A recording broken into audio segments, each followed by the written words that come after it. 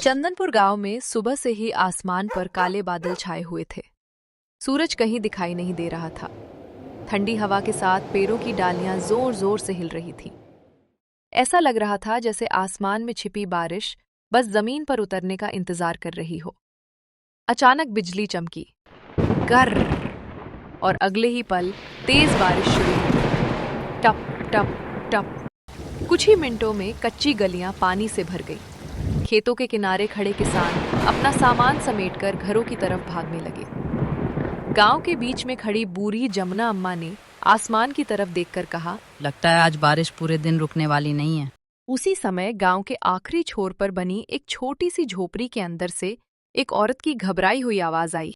हे भगवान, इतनी तेज बारिश और रघुवीर अभी तक काम से लौटे नहीं। फूलमती दौड़कर दरवाजे तक आई। उसने बाहर झांका।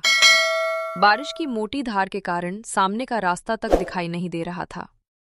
उसने दोनों हाथ जोड़कर प्रार्थना की, भगवान जी, मेरे पति को सही सलामत घर पहुंचा देना। उन्हें बारिश में भीगना बिल्कुल पसंद नहीं है। फूलमती दिल की बहुत अच्छी औरत थी। वो किसी गरीब को खाली हाथ नहीं लौटाती थी। किसी बूढ़े को पानी चाहिए होता तो दौड़ कर दे आती। किसी बच्चे को भूख लगी होती तो अपनी रोटी तक दे देती।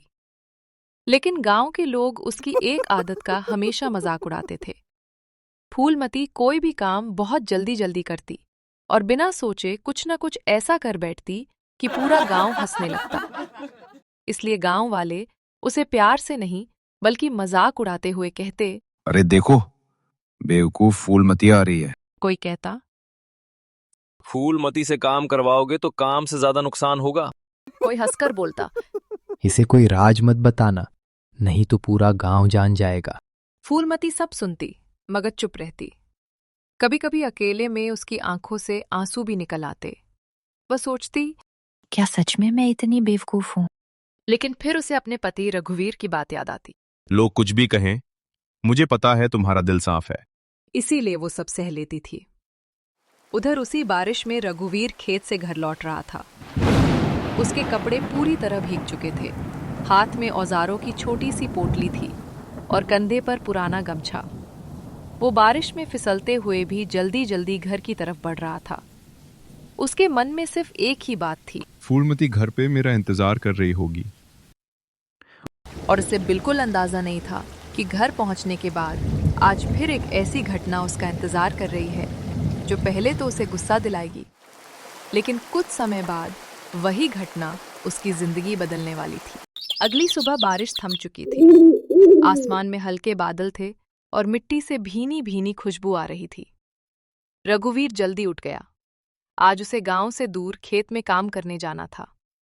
वह कपड़े ढूंढते हुए आवाज लगाने लगा, अरे भाग्यवान, मेरी कमीज और धोती कहाँ है? मुझे काम पर जाना है। अंदर से फूलमती की आवाज आई। अभी लाई। फूलमती हाथ में कपड़े लेकर बाहर आई। रघुवीर ने कपड़े हाथ में लिए। जैसे ही पहनने लगा, उसने देखा कि कपड़े गीले थे। अरे, ये कपड़े गीले क्यों हैं? फूलमती मासूमियत से बोली, मैंने पहले से पानी में भिगो कर रखे थे। क्यों? आप खेत में काम करते हैं तो बहुत पसीना आता है। मैंने सोचा कि कपड़े पहले से पानी में भिगो दूंगी तो आपको ठंडक मिलेगी। रघुवीर ने अपना माथा पकड़ लिया। अरे भाग्यवान, पसीने से बचने के लिए कपड़े गीले करके कौन पहनता है? फूलमती चुप हो गई। तो मैंने गलत किया। रघुवीर ने उसकी तरफ देखा। उसे हंसी भी आई और प्यार भी। गलत तो किया है, लेकिन अब रोना मत। सूखे कपड़े दे दो। फूलमती अंदर गई और सूखे कपड़े लेकर आई। रघुवीर तैयार हुआ और दरवाजे से बाहर निकलने लगा। तभी फूलमती बोली, सुनिए। रघुवीर रुका। अब क्या हुआ? दरवाजा बंद करके जाना। रघुवीर हंस पड़ा। अरे पहले मुझे बाहर निकलने तो दो, उसके बाद दरवाजा बंद करना। फूलमती ने सिर खुजाते हुए कहा, अच्छा, ये बात पहले क्यों नहीं बताई? रघुवीर बोला, तुम्हारे साथ तो हर बात पहले से बतानी पड़ती है।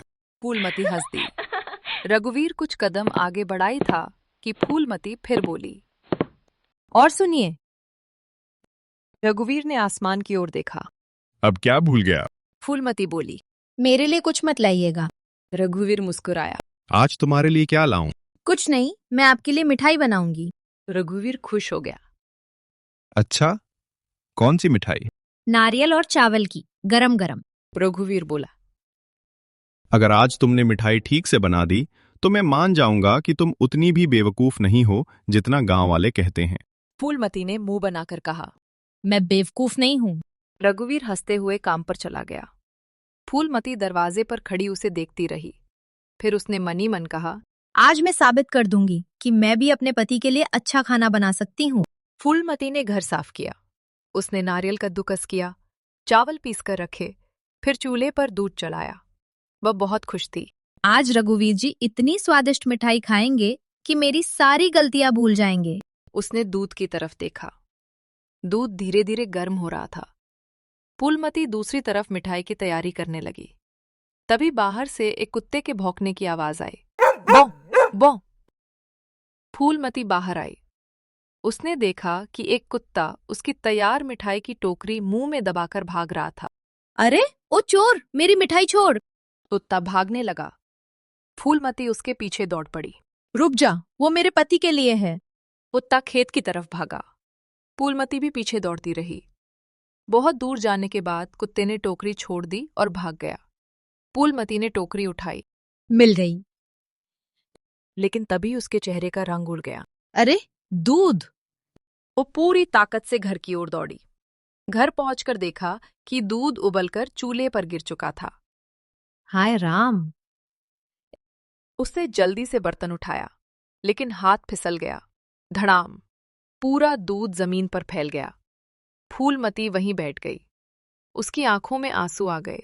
मैंने फिर सब खराब कर दिया। उसे गांव वालों की बातें याद आने लगीं। फूलमती बेवकूफ है, इससे कोई काम मत करवाना। जहां फूलमती होगी वहां नुकसान जरूर होगा। फूलमती ने आंसू पोंछे। नहीं, मैं बेवकूफ नहीं हूँ, बस मुझसे गलती हुई है। तभी उसकी नजर मैदे की बोरी पर पड़ी। उसने सोचा, अगर मैं मैदा डाल दूं तो दूध का निशान छिप जाएगा। उसने बोरी उठाई और थोड़ा डालने की जगह पूरी बोरी ही गिरा दी। आंगन सफेद हो गया। फूलमती कुछ पल चुप रही, फिर बोली, थोड़ा ज्यादा हो गया, लेकिन अब रघुवीर जी को पता नहीं चलेगा। शाम को रघुवीर घर लौटा। वह बहुत थका हुआ था। घर में आते ही बोला, फूलमती, बहुत भूख लगी है। फूलमती दौड़ कर आई। आइए बैठिए। रघुवीर चारपाई पर बैठ गया। तुम जो कह रही थी मिठाई बनाऊंगा, मिठाई बन गया है। फूलमती का चेहरा उतर गया। उसने सारी बात बता दी। रघुवीर कुछ देर चुप रहा, फिर बोला, तुम्हें दूध चूल्हे पर रखकर कुत्ते के पीछे नहीं भागना चाहिए था। फूलमती बोली। मुझे पता है, अगली बार से ध्यान रखूंगा। रघुवीर ने उसे देखा। फूलमती की आंखों में आंसू थे। रघुवीर का गुस्सा पूरी तरह शांत हो गया। चलो, कोई बात नहीं। फूलमती बोली। आप मुझसे नाराज नहीं हैं? रघुवीर ने कहा। गलती से ज्यादा जरूरी है कि तुम सच बोलती हो। फूलमती मुस्कुराई। रघुवीर ने खाना खाया। खाने के बाद वह अपनी पुरानी पोटली निकालकर बैठ गया। उसने उसमें से कुछ चमकती हुई सोने की मोहरें निकाली। फूलमती हैरान होकर देखने लगी। ये कहाँ से आई? रघुवीर बोला। कई सालों से थोड़ी थोड़ी बचत कर रहा हूं। किस लिए? रघुवीर ने उसकी तरफ देखकर कहा। तुम्हारे लिए। फूलमती की आंखें भर आईं। रघुवीर बोला।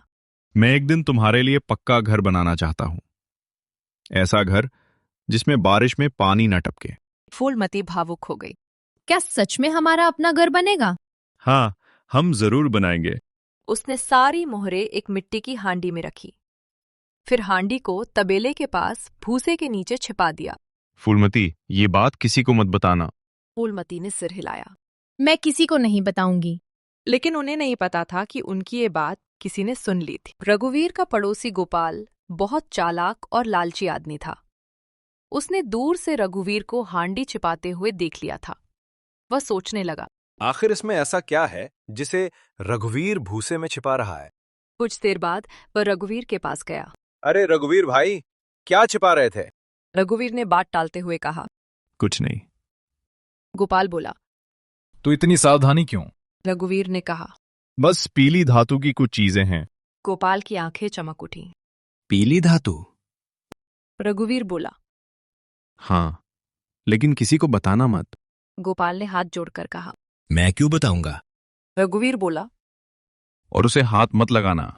गोपाल मुस्कुराया। बिल्कुल नहीं लगाऊंगा। लेकिन रघुवीर के जाते ही गोपाल के मन में लालच जाग उठा। वह घर गया और अपनी पत्नी कमली को सारी बात बताई। मुझे लगता है रघुवीर के पास सोना है। कमली बोली। तो निकालो। कैसे है? कमली मुस्कुराई। फूलमती को बहला लो, वो तो गांव भर में बेवकूफ मानी जाती है। गोपाल ने कहा। यही तो करना है। अगले दिन कमली फूलमती के घर पहुंची। फूलमती बहन, आओ कमली। कमली बोली। मुझे कुछ मिट्टी के बर्तन चाहिए। फूलमती ने पूछा। पैसे हैं? कमली ने सिर हिला दिया। नहीं। फिर उसने पीले रंग की एक धातु की पट्टी निकाली। ये ले लो, इसके बर्तन दे देना। फूलमती ने वो पीली चीज देखी। उसे रघुवीर की बात याद आ गई। पीली धातु। वो सोचने लगी। शायद मेरे पति भी ऐसी ही कोई चीज छिपाकर रखे हैं। कमली ने पूछा। क्या सोच रही हो? फूलमती बोली। तुम्हें बर्तन चाहिए ना, तो तबेले के पास जाकर भूसे के नीचे देखो। कमली ने पूछा। वहाँ क्या है? फूलमती ने मासूमियत से कहा। एक हांडी है, उसमें पीली चीज रखी है। कमली के चेहरे पर लालच साफ दिखाई देने लगा। वो तुरंत वहां गई, भूसा हटाया, हांडी निकाली, ढक्कन खोला। अंदर चमचमाती हुई सोने की मोहरें थीं। कमली के मुंह से निकला। अरे, सच में सोना? वो तुरंत गोपाल के पास भागी। दोनों ने सारी मोहरें निकाल ली। खाली हांडी में कुछ मिट्टी के बर्तन रख दिए और सोना लेकर वहां से भाग गए। शाम को रघुवीर घर लौटा। वो बहुत खुश था। वो सोच रहा था, कल से घर बनवाने की बात शुरू करूंगा। वो तबेले के पास गया, भूसा हटाया, हांडी निकाली, ढक्कन खोला। उसके हाथ कांपने लगे। अंदर सोने की मोहरों की जगह मिट्टी के बर्तन थे। रघुवीर की आंखों के सामने अंधेरा छा गया। फूलमती। फूलमती दौड़कर आई। क्या हुआ? रघुवीर ने हांडी दिखाकर पूछा। मेरी मोहरे कहाँ है? फूलमती घबरा गई। उसे कमली की बात याद आई। उसने सारी बात बता दी। रघुवीर ने अपना सिर पकड़ लिया। तुमने उसे हांडी की जगह बता दी? फूलमती रोने लगी। मुझे नहीं पता था कि उसमें सोना है। रघुवीर बोला। वही मोहरे थीं जिनसे मैं तुम्हारे लिए घर बनाने वाला था। फूलमती फूट फूट कर रोने लगी। मुझसे आपका सपना टूट गया। रघुवीर की आंखों में भी आंसू आ गए। फूलमती, तुमसे गलती हुई है, लेकिन तुमने जानबूझकर नहीं किया। फूलमती बोली। फिर भी गांव वाले सही कहते हैं, मैं बेवकूफ हूँ। रघुवीर ने उसका हाथ पकड़ लिया। नहीं, तुम बेवकूफ नहीं हो, तुम बस बहुत सीधी हो। उस रात फूलमती ने खाना नहीं खाया। वो चूल्हे के पास बैठी रोती रही। रघुवीर ने कहा, खाना खा लो। फूलमती बोली। मेरा मन नहीं है, क्योंकि मैंने आपकी मेहनत बर्बाद कर दी। रघुवीर उसके पास बैठ गया। मेहनत फिर कर लेंगे। फूलमती ने पूछा। और आपका सपना? सपना भी फिर देख लेंगे। लेकिन मोहरे? मोहरे वापस भी आ सकती हैं। फूलमती ने उसकी तरफ देखा। सच? रघुवीर बोला। जब तक हम कोशिश करना नहीं छोड़ेंगे, तब तक कुछ भी खत्म नहीं हुआ। फूलमती ने आंसू पोंछे। उस रात उसने फैसला किया, मैं मोहरे वापस लाकर रहूंगी। अगली सुबह फूलमती ने सोचा कि पहले रघुवीर का मन ठीक करना चाहिए। उसने बाजार से मछली और केकड़े मंगवाए। वो उन्हें साफ करके पकाने लगी। आज ऐसा खाना बनाऊंगी कि रघुवीर जी का गुस्सा पूरी तरह खत्म हो जाएगा। तभी गांव में बर्तन बेचने वाला मंगलू आया। उसके पास पीतल के बर्तन, मिट्टी की हांडी और मटके थे। वो आवाज लगाने लगा, बर्तन ले लो, सुंदर मिट्टी के बर्तन ले लो। फूलमती बाहर आई। उसने मंगलू को देखा। उसे याद आया कि यही आदमी कल गोपाल और कमली के साथ था। उसने उसे रोक लिया। तुम कल भी आए थे ना? मंगलू घबरा गया। जी, आया था। फूलमती ने कहा। तुम लोग मेरे घर से बर्तन लेकर गए थे। मंगलू चुप हो गया। फूलमती बोली, सारे बर्तन वापस ले जाओ। मंगलू ने पूछा, क्यों? फूलमती ने गंभीर चेहरा बनाया। और जो पीली चीज लेकर गए हो वो भी वापस करो। मंगलू के चेहरे का रंग बदल गया। उसे लगा कि फूलमती को सोने की मोहरों के बारे में पता चल गया है। फूलमती ने मछली और केकड़ों को एक बड़ी मिट्टी की हांडी में रख दिया। मंगलू की नजर बार बार हांडी पर जा रही थी। फूलमती ने पूछा, क्या देख रहे हो? मंगलू बोला, कुछ नहीं। फूलमती बोली, इस हांडी को मत देखना। अगर बता दिया तो तुम लोग मुझे फिर बेवकूफ बना दोगे। मंगलू के होश उड़ गए। उसे लगा कि हांडी में कोई सबूत है। फूलमती बोली, सारे बर्तन वापस ले जाओ। मंगलू बोला। और वो पीली चीज? फूलमती ने कहा, वो भी। मंगलू तुरंत गोपाल के घर पहुंचा। मुसीबत हो गई। गोपाल घबरा गया। क्या हुआ? फूलमती को सब पता चल गया है। उसने सारे बर्तन और पीली चीज वापस करने को कहा है। कमली डर गई। उसे सोने का पता चल गया। गोपाल बोला। अगर गांव में बता दिया तो हम बर्बाद हो जाएंगे। तीनों ने डरकर सारी सोने की मोहरें वापस करने का फैसला किया। शाम को वे रघुवीर के घर पहुंचे। गोपाल ने कपड़ा आगे करते हुए कहा, ये आपकी चीज है। रघुवीर ने कपड़ा खोला तो सारी सोने की मोहरें देखकर हैरान रह गया। मेरी मोहरे। गोपाल हाथ जोड़कर बोला, हमसे बहुत बड़ी गलती हुई, हमें माफ कर दीजिए। कमली रोते हुए बोली, लालच में हमारी बुद्धि चली गई थी। फूलमती ने रघुवीर से कहा, इन्हें माफ कर दीजिए, इन्हें अपनी गलती समझ आ गई है। रघुवीर ने कुछ देर सोचा और कहा, ठीक है, लेकिन आज के बाद किसी गरीब की मेहनत पर नजर मत रखना। गोपाल ने सिर झुका दिया। कभी नहीं। उनके जाने के बाद रघुवीर ने फूलमती से पूछा, तुमने ऐसा क्या किया कि वे डर गए? फूलमती ने सारी बात बता दी। रघुवीर ने पूछा, और हांडी में क्या था? मछली और केकड़े। ये सुनकर रघुवीर जोर से हंस पड़ा। वे समझ रहे थे कि हांडी में उनके खिलाफ कोई सबूत है। फूलमती भी हंसने लगी। रघुवीर ने कहा, गांव वाले तुम्हें बेवकूफ कहते थे, लेकिन तुम्हारी इसी मासूमियत ने हमारी मोहरें वापस करा दी। फूलमती ने पूछा, तो अब मैं बेवकूफ नहीं हूँ? रघुवीर मुस्कुराया। नहीं, तुम मेरे घर की लक्ष्मी हो। कुछ दिनों बाद रघुवीर ने कुछ मोहरें बेचकर अपनी झोपड़ी की जगह पक्का घर बनवाया। फूलमती ने नई दीवार को छूकर पूछा, क्या सच में ये हमारा घर होगा? हाँ, जिसकी छत बारिश में नहीं टपकेगी। नहीं टपकेगी। फूलमती की आंखों में आंसू आ गए। मुझे लगा था मेरी एक गलती से हमारा सपना खत्म हो गया। रघुवीर बोला, सपना टूट जाए तो उसे दोबारा बनाया जा सकता है। कुछ महीनों बाद सुंदर घर बनकर तैयार हो गया। गांव की औरतें घर देखने आई। एक बोली, हम तो फूलमती को बेवकूफ समझते थे। रघुवीर ने कहा, गलती करने वाला बेवकूफ नहीं होता, गलती से सीखने वाला समझदार होता है। उस दिन से गांव वालों की सोच बदल गई। जमुना अम्मा ने एक दिन पूछा, बेटी, अब बुरा नहीं लगता जब लोग तुम्हें बेवकूफ कहते हैं? फूलमती मुस्कुराई। पहले लगता था, अब नहीं। क्योंकि लोग मेरे बारे में क्या सोचते हैं उससे मैं नहीं बदलती, मैं अपने कर्मों से बदलती हूँ। रात को नए घर के आंगन में फूलमती ने रघुवीर से पूछा, अगर हमारी मोहरें वापस नहीं आती तो हम मेहनत करते। अगर घर नहीं बनता तो झोपड़ी में रहते। अगर मैं आपके लिए बोझ बन जाती? रघुवीर ने उसका हाथ पकड़कर कहा, तुम कभी बोझ नहीं हो सकती, तुम मेरा घर हो। फूलमती की आंखों से आंसू बहने लगे। अगले दिन फूलमती ने नारियल और चावल की मिठाई बनाई। बाहर वही काला कुत्ता दिखाई दिया। फूलमती बोली, इस बार मैं तुम्हारे पीछे नहीं भागूंगी, पहले दूध बचाऊंगी। रघुवीर हंस पड़ा। दोनों ने साथ बैठकर मिठाई खाई। फूलमती ने पूछा, अब तो मान गए कि मैं बेवकूफ नहीं हूँ? रघुवीर बोला, तुम बेवकूफ नहीं, मेरी किस्मत हो। समय बीतता गया। फूलमती की सच्चाई और अच्छे कर्मों की वजह से पूरा गांव उसका सम्मान करने लगा। जैसे कभी सब बेवकूफ फूलमती कहते थे, वही फूलमती सबके दिल की प्यारी बन गई। सीख, किसी इंसान को उसकी एक गलती देखकर बेवकूफ नहीं समझना चाहिए। इंसान की असली पहचान उसकी नीयत, सच्चाई और अच्छे कर्मों से होती है।